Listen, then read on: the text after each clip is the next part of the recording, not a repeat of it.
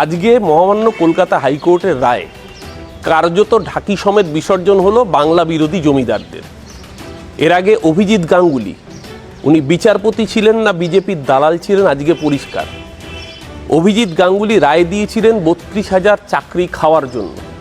আজকে মহামান্য হাইকোর্টের রায়ে প্রমাণ হলো যে রাজ্যের নিয়োগ সঠিকভাবে হয়েছিল। শুধু তাই নয়, এই রামবামের অতৃপ্ত যৌথ প্রেতাত্মা এই কাকচিল শকুনরা ওত পেতে বসেছিল নির্বাচনের আগে চাকরি খেয়ে বাংলার যুবক যুবতীদের, বাংলার শিক্ষিত সমাজকে, তাদের মেরুদণ্ডটাকে ধ্বংস করে দিতে।